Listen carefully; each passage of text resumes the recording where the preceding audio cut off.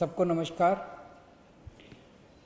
पिछले 2-3 दिन में दिल्ली में केसेस थोड़े कम हुए हैं।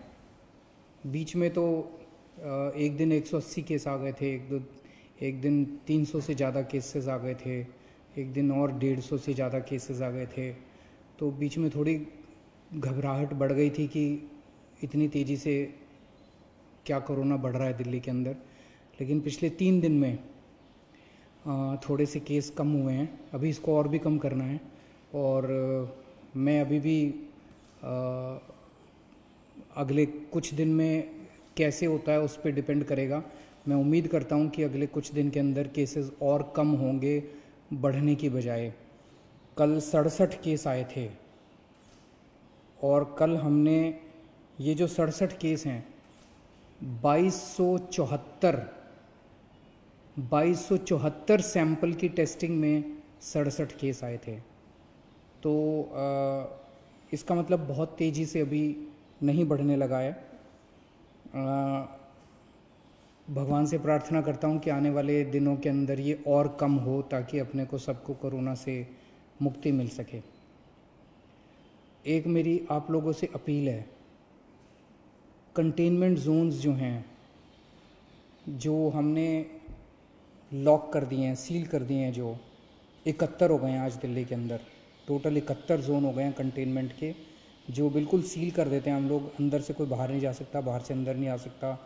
और अंदर भी जो लोग रहते हैं उनको अपने अपने घरों के अंदर रहना होता है, घर के बाहर नहीं निकलना होता। उनकी जो रोज़मर्रा की ज़रूरतें हैं वो हम पूरी कराते हैं।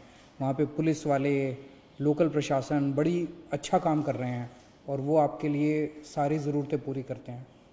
लेकिन मेरी आप लोगों से विनती है कि कंटेनमेंट जोन्स में बाहर से अंदर और अंदर से बाहर तो हम रोक रहे हैं, लेकिन अंदर लोग सारी कोशिशों के बावजूद कुछ कंटेनमेंट जोन्स के अंदर लोग फिर भी गली में निकल जाते हैं, एक दूसरे के घर चले जाते हैं। अब कल जहांगीरपुरी में एक कंटेनमेंट जोन है, वहाँ पे एक ही कुनबे के 26 लोगों को कोरोना मिला है कल, एक ही परिवार के।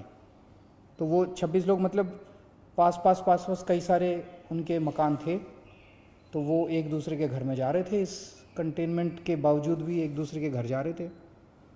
तो मेरी आप लोगों से हाथ जोड़ के विनती है, पूरा देश इस टाइम लॉकडाउन में है।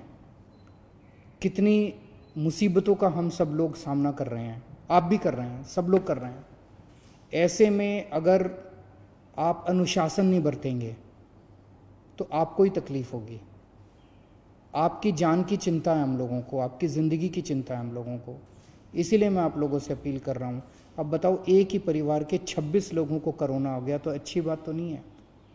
मैंने पहले भी कई बार कहा था, आपको कोरोना होगा कि नहीं होगा ये आपके ऊपर निर्भर करता है। अपने को बचा के रखोगे तो कोरोना नहीं होगा, और ढील दे दोगे तो कोई नहीं बचा सकता। और अगर किसी के मन में ये हो ना कि मेरे को तो कोरोना नहीं होगा, ये भूल जाओ। ये कोरोना ना तो बहुत बड़े किसी मंत्री को छोड़ता और ना चपरासी को छोड़ता। इससे कोई नहीं बच सकता। कोई धर्म, कोई जाति, कोई अमीर, कोई गरीब, कोई नहीं बचा हुआ। तो कोई इस गलत फहमी में मत रहना कि मेरे को तो कोरोना नहीं हो सकता। कहीं किसी को भी हो सकता है और कहीं से भी आ सकता है, पता भी नहीं चलेगा।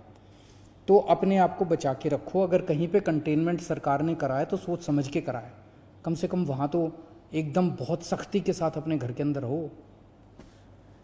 आज सरकार ने एक अहम निर्णय लिया है। अभी कुछ दिन पहले हमने निर्णय लिया था कि कोई भी डॉक्टर, नर्स, अस्पताल में काम करने वाले सरकारी जितने सफाई कर्मचारी, जितने लैब टेक्नीशियन जो अस्पताल में काम करते हैं, कोरोना के मरीजों का इलाज करते वक्त अगर उनमें से किसी को भी कोरोना हो जाता है और अगर उसकी वजह से डेथ हो जाती है तो उसके परिवार को सरकार 1 करोड़ रुपए की सम्मान राशि देगी। लेकिन हम देख रहे हैं कि बहुत सारे दूसरे लोग भी हैं, दूसरे कर्मचारी भी हैं जो कोरोना के मरीजों की सेवा करने में लगे हुए हैं। जैसे पुलिस है, पुलिस के लोग रात दिन कोरोना के मरीजों की जगह जगह सेवा करने में लगे हुए हैं। उसी तरह से हमारे सिविल डिफेंस वॉलंटियर्स हैं जो रात दिन इनकी सेवा करने में लगे हुए हैं। हमारे बहुत सारे प्रिंसिपल्स हैं, टीचर्स हैं जो खाना बांट रहे हैं सब लोगों को। अगर किसी भी कर्मचारी को जो कोरोना के लोगों की सेवा कर रहे हैं और सेवा करने की वजह से उनको भी कोरोना हो जाता है और कोरोना होने की वजह से उनकी डेथ हो जाती है, तो सभी कर्मचारियों के ऊपर अब ये स्कीम लागू की जा रही है कि मरणोपरांत उनके परिवार को 1 करोड़ रुपए की राशि दी जाएगी। आज एक ऑटो ड्राइवर का फ़ोन आया, बहुत भाव विभोर हो रहा था, गला उसका बिल्कुल भरा हुआ था। मैंने पूछा क्या हुआ? बोला जी मेरे अकाउंट में 5,000 रुपये आ गए। और बोला कि मैं समझ नहीं आ रहा आपका किस शब्दों में शुक्रिया अदा करूं। कहता है कि किसी सरकार ने ड्राइवरों का ख्याल नहीं रखा, इतनी मुसीबत की घड़ी में आपने हमारा ख्याल रखा, आपने हमको याद किया। मैं किसी पे एहसान नहीं कर रहा, ये पैसा मेरा नहीं है, ये आप ही का पैसा है, आप ही के काम आना चाहिए और मेरा ये फ़र्ज़ बनता है जो कुछ मैं कर रहा हूँ। मुझे खुशी है आज हमारे ऑटो वाले, ग्रामीण सेवा वाले और जितने टैक्सी वाले, ई रिक्शे वाले, जितने ड्राइवर्स हैं, जितने भी, सबके अकाउंट में पैसे पहुंचने चालू हो गए हैं। 1 लाख के करीब अभी तक एप्लीकेशंस आई हैं, अभी भी वेबसाइट चालू है, एप्लीकेशंस आ रही हैं और कल से पैसे उनके अकाउंट में जाने चालू हो गए हैं। जो जो लोग अप्लाई कर रहे हैं उनके जांच कर रहे हैं, हम उनके डॉक्यूमेंट्स की जल्दी जल्दी जांच कर रहे हैं और उनके अकाउंट में पैसे जाने चालू हो गए हैं, 5-5 हज़ार रुपये हर एक के अकाउंट में। और पूरी दिल्ली के अंदर इस टाइम 60 मशीनें लगी हुई हैं हमारी सैनिटाइजेशन करने के लिए और दिल्ली के काफ़ी इलाकों में सैनिटाइजेशन हो चुका है।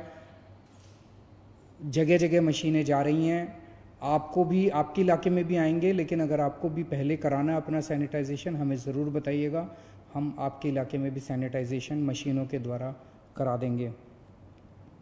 दिल्ली में 71 लाख लोगों के राशन कार्ड हैं, सबको राशन मिल चुका है, कंप्लीट हो गया है। 7.5 किलो राशन 71 लाख लोगों को फ्री में मिल चुका है, वो कंप्लीट हो गया है। इसके अलावा बहुत सारे ऐसे गरीब हैं जिनके पास राशन कार्ड नहीं है, उनके लिए हमने कहा था भाई, हमने वेबसाइट खोली थी कि भाई अगर आपके पास राशन कार्ड नहीं है, आप गरीब हैं, आप सरकार से फ्री में राशन लेना चाहते हैं, आप अप्लाई कीजिए। 31 लाख लोगों ने अप्लाई किया अभी तक, उन सबको भी देंगे। उनको बंटना चालू हो गया, स्कूलों के ज़रिए हम राशन बंटवा रहे हैं उनको।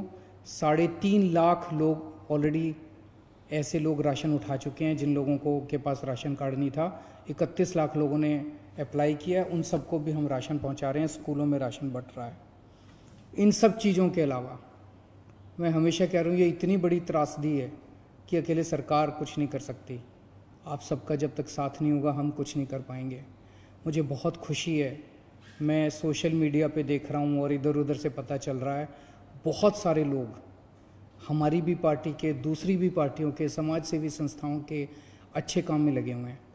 कहीं पता चलता है किसी को कि यहाँ कोई भूखा है, यहाँ पे किसी को मेडिकल हेल्प की ज़रूरत है, मैं देखता हूँ कि कोई ना कोई आदमी वहाँ पहुँच जाता है। ये धर्म का काम है, ये पुण्य का काम है, यही इंसानियत है, यही सच्ची भगवान की पूजा है और यही सच्ची देशभक्ति है।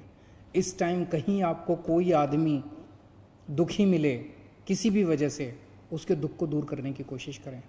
और मैं उन सब लोगों को सलाम करना चाहता हूं जो इस दुख की घड़ी में एक दूसरे की मदद कर रहे हैं। और मैं भी 24 घंटे आपकी सेवा में हाजिर हूं, 24 घंटे रात दिन हम लोग लगे हुए हैं। कभी आपको किसी चीज़ की ज़रूरत हो, बेहिचक आप मेरे से संपर्क कर सकते हैं। बहुत बहुत शुक्रिया।